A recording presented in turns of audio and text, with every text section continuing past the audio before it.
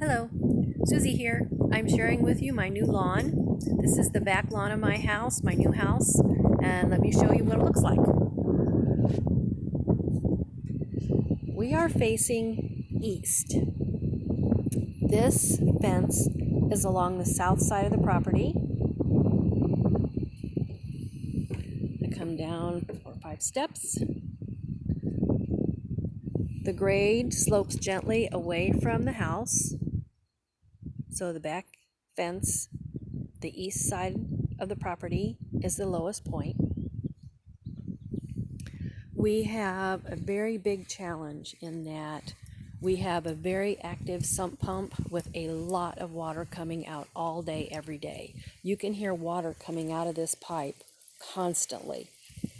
And yeah, you can hear it right now. And I have it swiggling and wiggling. There are several additions. Every join, it leaks a little bit. There's another join. And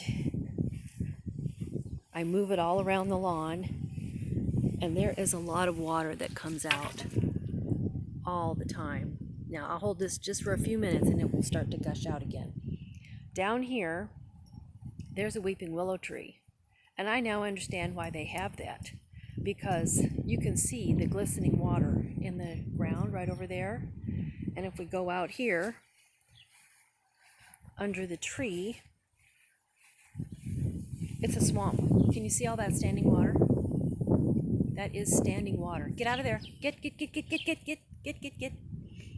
This corner of the lawn, as well as the opposite back corner, those are just weeds. There might be some kind of perennial plant stuck in there, but I haven't found it yet. Okay. Anything that comes into the backyard has to come through this gate.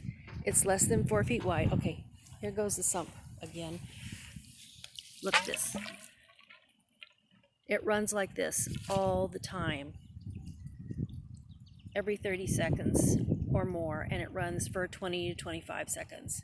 And then it'll be off for maybe 10 or 15 and then start again. But this is constant. You can see how much water comes out there. So that's why we have a real water problem. Okay, understanding all this, I want to make a fruitful garden.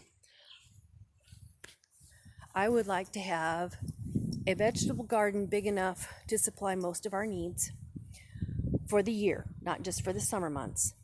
I would like to have fruits, small fruits, tree fruits, vegetables.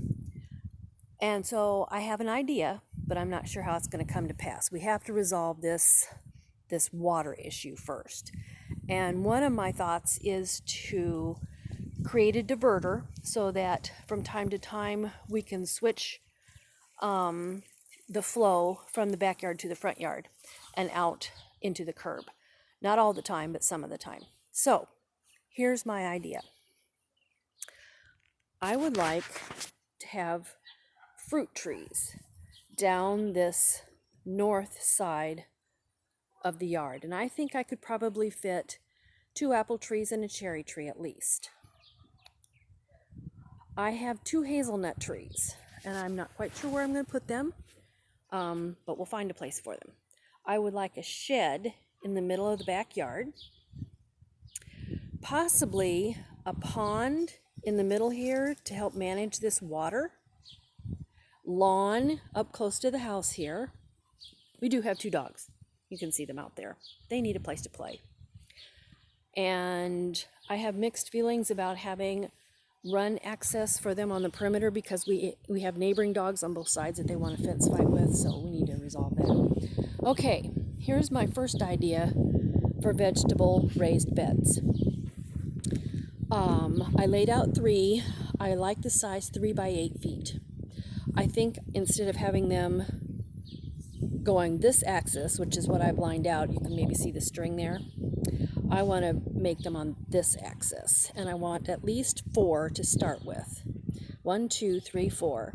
And the closest one here I would like to make cold frame so that I can extend my season a little bit. There is room in the back, maybe not in the corners, but towards the back, for probably 2 rows of berry bushes, and it says to separate raspberries and black raspberries by 100 feet. I can't do that. So I'm thinking I like black raspberries best, so maybe I'll just grow black raspberries and possibly blackberries. On the other side, I'd like a shed here. On the other side of the shed, it will be more shaded, so I'm not quite sure what I would put there. I currently have a currant bush, and I'm not real crazy about currants. I don't use them a lot.